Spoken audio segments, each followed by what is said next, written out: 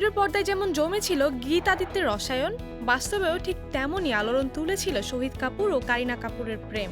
তাদের প্রেম যেন ছিল ঠিক সিনেমার মতোই মিষ্টি, আবেগঘন আর একটুখানি নাটকীয়তায় মোড়া। 2004 সালে ফিদা সিনেমার সেটে শুরু হয়েছিল এক রূপকথার গল্প। তখন শহীদের হৃদয়ে তাজা বিচ্ছেদের ক্ষত নিয়ে ভরা, আর কারিনার জীবনে ঋত্বিকের ছায়া তখন অতীত। এই ভাঙা দুটো হৃদয় নিয়ে তারা একে অপরের ছায়া হয়ে ওঠেন।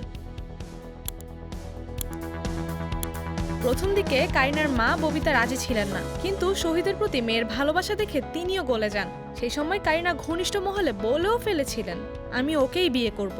শহীদের জন্য নিজের খাওয়া দাওয়ার অভ্যাস পর্যন্ত পাল্টে ফেলেন তিনি, হয়ে ওঠেন নিরামিষাশী। আর শহীদ কারিনাকে বলেছিলেন জাবুই মিট সিনেমার স্ক্রিপ্ট পড়তে, গীত চরিত্রটা যেন তোমার জন্যই লেখা। এবং ঠিক তাই এই সিনেমায় তারা শুধু পর্দায় নয়, বাস্তবেও হয়ে ওঠেন এক আইকনিক জুটি। কিন্তু সিনেমায় গীতাদিত্য যখন পরিণয়ে পৌঁছায়, বাস্তবে শহীদ কারিনার গল্প তখন এক জটিল মোড় নেয়। জাবুই মেডের মুক্তির সময় কারিনার জীবনে প্রবেশ করেন আরেক রাজপুত্র, সাইফ আলী খান। টাশান সিনেমার সেটে শুরু হয় এক নতুন প্রেম কাহিনী। সিনেমাটি বক্স অফিসে মুখ থুবড়ে পড়লেও কারিনার জীবনে এক নতুন অধ্যায়ের সূচনা হয়। কারিনা এক সাক্ষাৎকারে বলেন, জাবুই মেড আমার ক্যারিয়ার বদলে দেয়, আর টাশান বদলে দেয় আমার জীবন।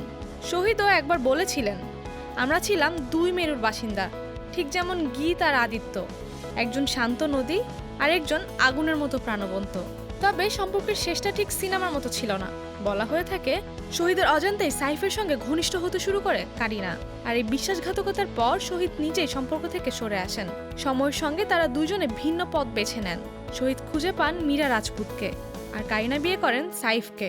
তবে সব তিক্ততা ছাপিয়ে একসময় তারা আবার এক ফ্রেমে ফিরেছেন। মুখোমুখি না হলেও এক সিনেমায় কাজ করার সিদ্ধান্তে দেখিয়েছেন পেশাদারিত্ব।